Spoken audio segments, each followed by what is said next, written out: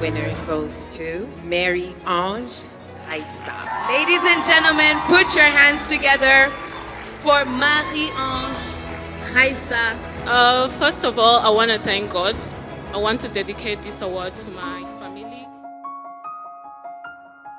My name is Marie-Ange Raissa Uwamungu.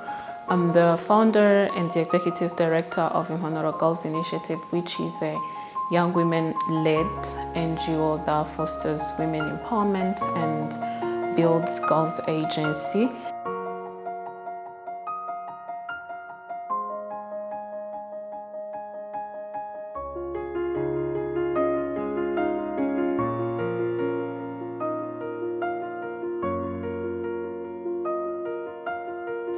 Uwamungu Girls Initiative was created in 2017 by me, where I grew up in a slum area, and we know challenges that comes with the slum areas. I was able to experience firsthand how girls and young women were suffering due to teenage pregnancies, school dropouts, and gender-based violence. And from there, I said to myself, maybe I need to start something that empower girls to aim higher and have role models.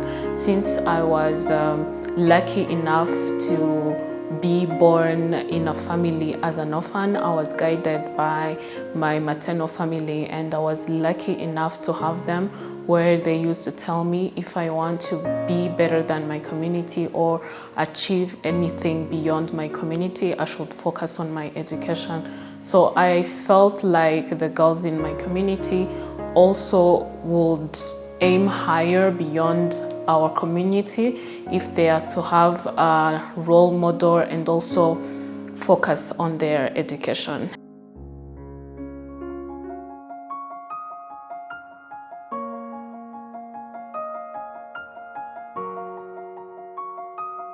Upon my graduation at the University of Rwanda in 2017, I came back home and established Uwamungu Girls Initiative so that girls and young women in my community can have a fulfilled and dignified lifestyle.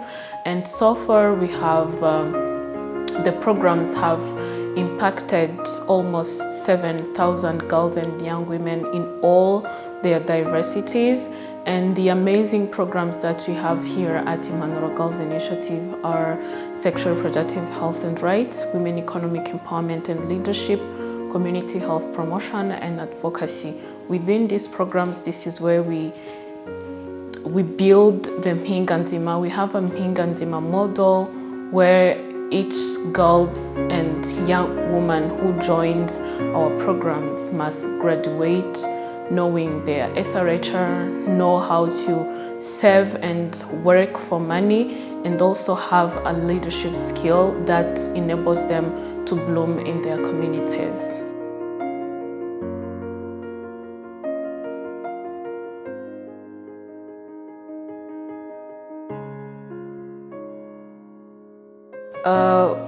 As mentioned, Uwamungu Girls Initiative have reached out to almost 7,000 girls and young women in all their diversities. Here we are speaking about girls and young women with disabilities, girls and young women from the low income background, girls and young women with HIV, girls and young women from the rural areas, teen mothers and single mothers, and those who are orphans or with divorced parents, because we believe these girls with compounded vulnerabilities suffers the most, since the society that we live in sometimes discriminate them because of who they are or who life has made them to be. So Uwamungu Girls Initiative is a safe space for them to gain back the confidence and the dignity that they deserve, because every human in this world deserves to enjoy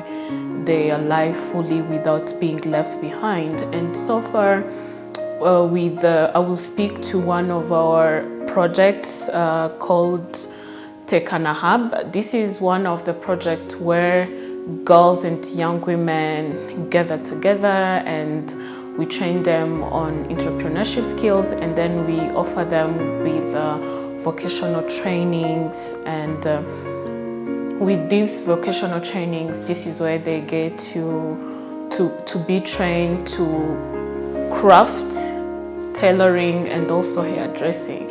And so far, the journey for the girls within Tekana Hub has been amazing, because the way they start the program and the way they end the program are totally two different things.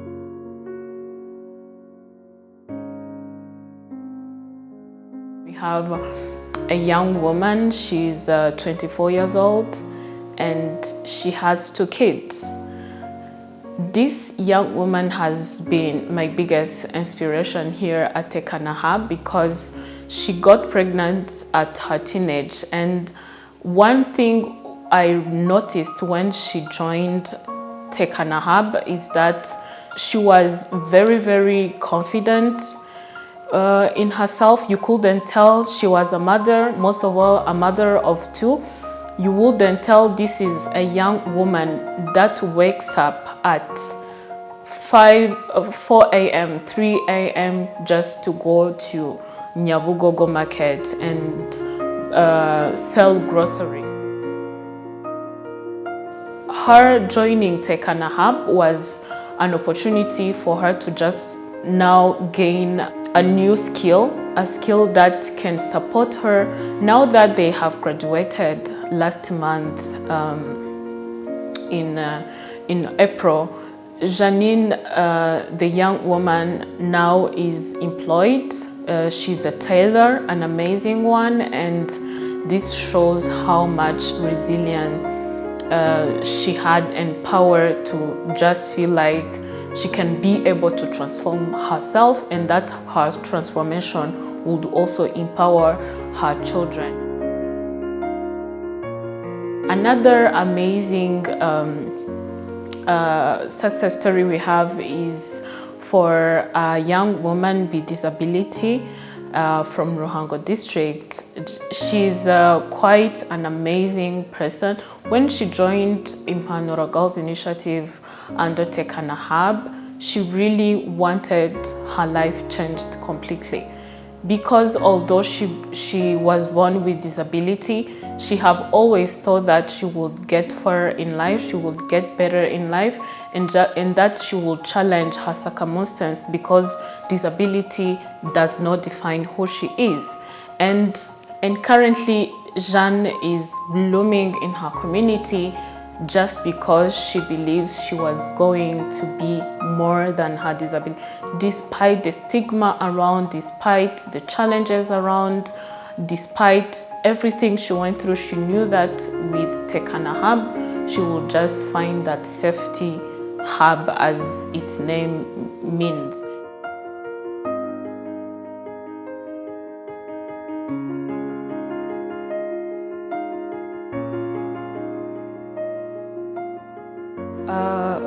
When I started in 2017, I actually was not expecting that Impanuro Girls Initiative would be as big as it is now. Yes, I call it big because it's something that I never saw happening, but then again, I had the passion and belief in what I was going to do, because I believed in myself to begin with. I mentioned that my family used to tell me that I can be anything beyond my community if I'm to focus on my education. So I said to myself, if it could happen to me, it could happen to another girl in my community. So imagine 5, 10, 20 girls in my community empowered. It's something that I believed in. However, everything came with lots of challenges. I sometimes don't call them challenges, but then again, lesson learned, because they are what made us to be this big. As a young woman, not knowing anything, trying to do something big, it was not easy, because for me, I started because it was my passion. I wanted to impact my community. Never have I ever thought it would become a big NGO, because I thought it was just something small just to help the girls and young women in my community. And this is where the challenges came, as having the support that I needed was not easy, because first of all, I would say I was not aware yet of the kind of sector I was in, since I was driven by passion. And sometimes when you are managing an NGO, you also need knowledge to balance and to know how to actually run the organization. So the very first challenge that we encountered was people, or let me say stakeholders, to believe in us. You know, the culture norms and social norms where you are a woman and a young woman trying to do something to improve their community, and then they start asking, who is the person behind you? So I encountered a lot of that, people asking me, who is the person behind you? Because you cannot do this alone. It's not possible. So trying to also make people understand that although you are young and ambitious, you can still do whatever you have to do in a very accountable and creative way. And this brings me to our reality, where as a young women-led NGO, we got our very first funding 4 years and 7 months later. And this is why when I received the award for the Best Champion in Gender Equality, I was overwhelmed, still overwhelmed. I still can't believe it, because never have I ever thought in my life I would receive an award.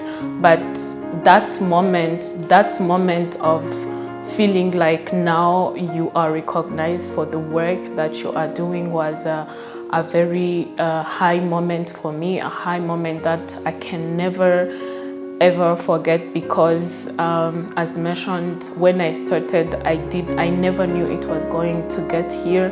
So that award is currently among my whys, because without my why, I wouldn't have gotten that award.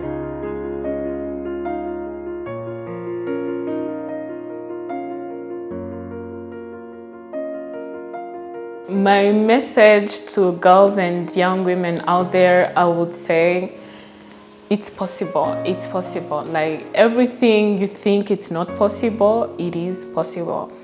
Keep your faith and make sure that you don't lose your why. And whenever you stick on your why, that's where your life will change for the better.